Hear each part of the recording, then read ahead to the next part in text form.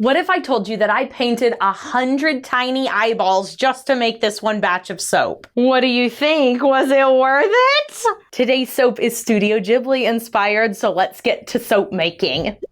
Ladies and gentlemen, if I said that I was not nervous for this batch, the lie detector test would determine that was a lie. It gives me the heebie-jeebies to have to do piping on top of a slab. But you know what? We're facing fears today. I did pick a fragrance oil I've worked with before, Nature's Garden's Viva La Juicy. It is a duplication scent of Juicy Couture's Viva La Juicy, and it is a dead-on replication. It smells just like it, which middle school me was obsessed with because it smelled like grown-up fruit. That's the way I described it. I was like, it smells like a grown-up, like a college girl. That's what grown-up meant to me. Who has like lots of fruit. Smells like good shampoo. The time has come, friends, to replace my stick blender, and I'm putting it off because I can't. I get sentimental. Blend this up real quick.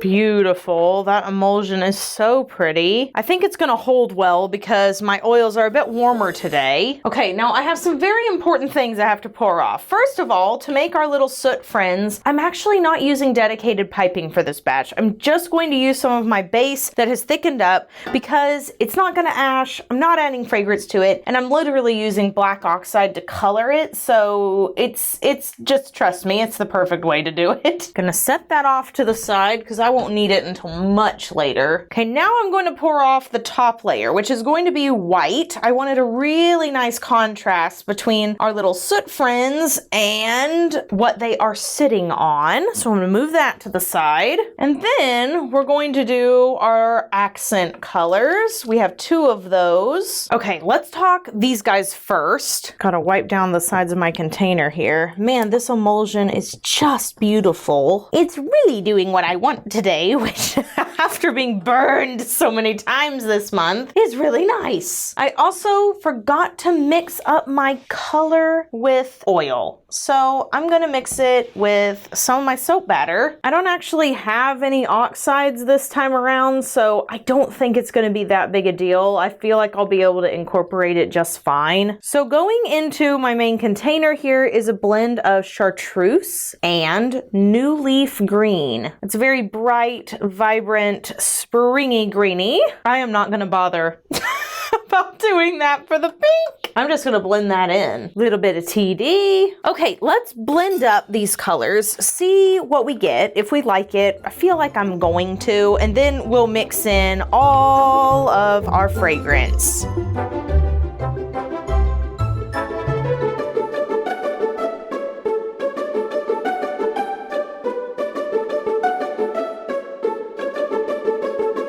Okay, awesome. Let's get some fragrance oil up in here.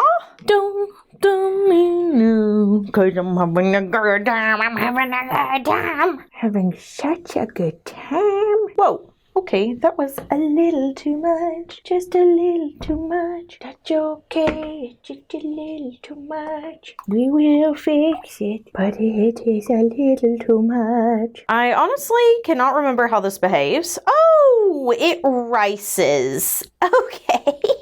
I felt like this was going a little too well. Oh well, what are stick blenders for, am I right? Okay, so for this soap, I am going to do an in the pot swirl that I'm very quickly going to change and do a hanger swirl in. It is starting to warm up. By the time that I put that hanger swirl in, we're going to need to move it. So I want all this soap inside. I'm not saving any in my bowl, making sure I scrape it all out. I find if you're going to do a hanger swirl, this is kind of like my secret recipe for getting it to look really good. Some people like to drop swirl and then hanger, and you can do that, and I've done it plenty of times before, but if you want something nice and swirly, this is a really lovely way to get it done. This video is sponsored by Skillshare. Now, you guys know I have been working with Skillshare for years because in my opinion, they offer the best hub for online learning. And whether you are a business owner, a creative, somebody who is just trying to get the knack of baking, I can promise you they have a learning opportunity for you. And I want to shine a little bit of a spotlight on Skillshare's learning paths. With a learning path, you know exactly where to start. There's no more endless scrolling trying to find out exactly which class you should take. Skillshare has curated top-notch content in whatever category you're interested in, giving you a very clear direction for hitting your goals. You can kind of think of it as a learning roadmap. It's a great way to keep you on track and motivated. The learning path I'm currently on is called Kickstart Your Creativity because we all know as creatives, especially if your business runs off of your creativity, everybody needs a little bit of a jump start and everybody needs a little bit of help keeping that creative energy flowing and in a productive direction. I'm actually at the very end of this learning path with only 2 classes left: Personal Productivity by Kate Ahrens and Creative Productivity by Lauren Hom. The Personal Productivity class has been incredibly valuable because it has helped me sort of take inventory of my life in general so that I can both identify my strengths and the roadblocks that may be in the way of my successes. It also kind of helped me redefine success as a whole, which seems to be an ongoing thing that happens as I get older. The Creative Productivity class has really helped get my ideas onto paper so that I can actually see them. And quite frankly, it was some much needed encouragement to pursue a couple of passion projects that I've put on the back burner and to help me prioritize the goal of said passion projects. So if you want to try out the Kickstart Your Creativity learning path or pick another one in your area of interest, click the link down below and the first 500 people to use the link will get 1 month of Skillshare for free. Once again, the first 500 people to use my link down below will get a 1-month free trial of Skillshare. Thank you again to Skillshare for sponsoring today's video, and let's get back to our soot friends, shall we?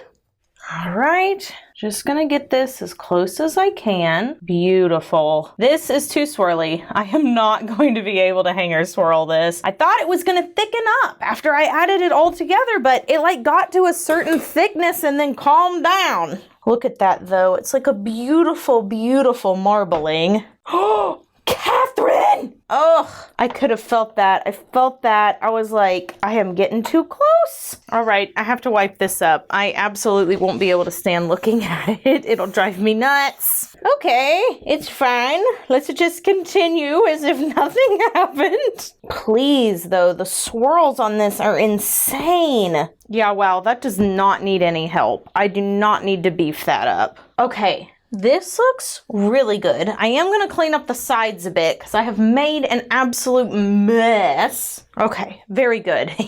All right, now I'm going to do a cocoa powder mica line. That's just where I take some organic cocoa powder, I put it in this tea strainer, and then I try to make a relatively dense line. Now, cocoa powder turns a very dark color in cold processed soap, so I find this works better than say like a black oxide, or because a black oxide is very, very pigmented. Like that's gonna come off in your finished bar.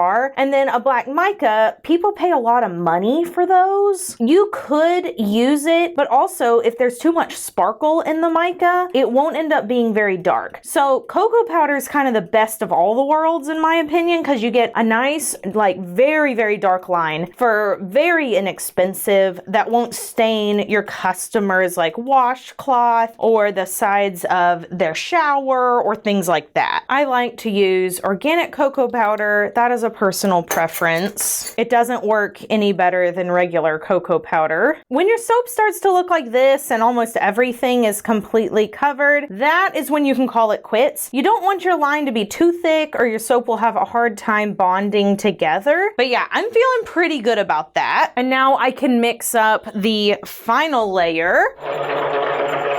Okay, before I pour this next layer on, I am gonna try to wipe off anything that got onto the sides. That way when I tap it down, that bit of cocoa powder won't fall onto the top of the soap. I won't be able to get all of it, but even a little bit is better than leaving a ton on there. All right, I think I got most of it. I'll call that good. All right, let's get this final layer on. Just gonna start at the edge here. Move it slowly forward. It's behaving quite well for a batch that's been sitting for a while, I must say. All right, a nice blank canvas. All right, time for our slab grid and to start adding all of the little pieces that we need to add. I have 3 different colors of star bits inspired by this picture right here. My soap is thick enough to mark each individual bar in the middle using my swirling stick. This soap is not set up enough for me to pipe on, but that's okay because I have so many other things I have to put on here besides piping. And quite frankly, I may possibly be a little bit stressed for time here. Quickly and neatly is the name of the game. Okay, everything has been marked. I'm gonna start by adding a star bit to all the end pieces so that I know exactly where they are. Okay, last one for the end pieces. Excellent. Each soap should have 2 of these star bits. This is gonna take a while, so I will see you guys back in a couple minutes. Okay, y'all, I'm getting kind of frantic that I'm gonna lose my frosting. I have never had to rush so fast before. So I'm using this little bitty tip to make this little bitty black spot. Every single bar is going to get one. I fear I put some of these a little too close, but this is kind of the test batch, so it's okay.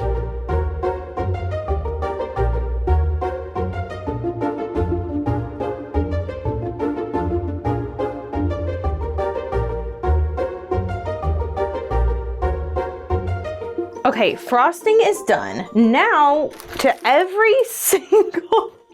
Why are we doing this to ourselves? To every single dollop, we have to add little eyeballs. The thing is with these, we have to push them in quite a bit so that they look like roundy little eyes and they don't look teardrop shaped. The teardrop makes it excellent for grabbing on, but you don't want it to be a teardrop, you want it to look round. So you gotta really push them in. This is gonna take forever. Oh my gosh. So let me just finish putting all the eyeballs in and then I will bring you guys back for glitter and a close-up.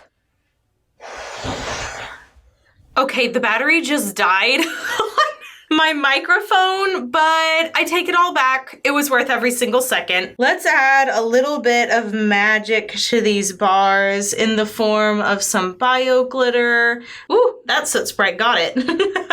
And down this side, and we're gonna call that good. I am not going to spritz this because I don't want anything to melt, and the top is white anyway. Let me zoom y'all in so that you can see all of our little soot friends. Ah, they're so cute. If you like this design, you have my sister Shelly to thank for it. She is the one that hand painted all those embeds, and she told me, Katie, this is not a want, but a need. We must. So we'll come back tomorrow and take a look at the inside after this quick commercial break.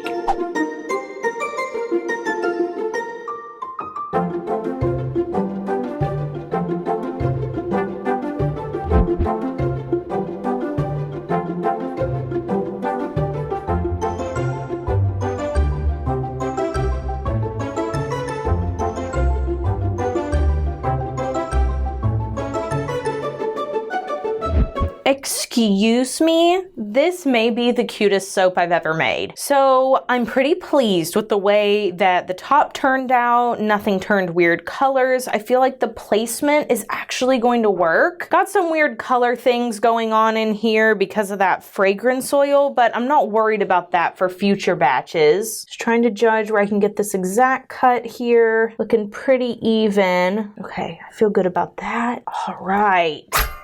Almost no harm has come to our soot friends. Now here's what I'm okay with. See, the edge of this guy ended up getting knocked off, but you can barely tell from the back. Look at it. You can see that cocoa powder line is really doing the most. It is very, very stark, very much matches our soot friend. And look at them with their little star bits. I just love it. Also, we'll see if that yellowing here is actually just the colorant trying to figure out what it needs to do, like if it's oxidizing. But I could not be more obsessed with it, and that fragrance is so good. Like, I'm so sorry, look at them. Okay, favorite Studio Ghibli film, let me know down in the comments below. I think a lot of people have seen Spirited Away. I feel like that's the most well-known. If you haven't seen any other Ghibli films, then that's your most likely one to have seen. Caleb and I really like Ponyo. I think that one's probably his favorite. I really like Howl's Moving Castle. I love Spirited Away, but My Neighbor Totoro is my absolute favorite. Like, nothing compares to that one for me.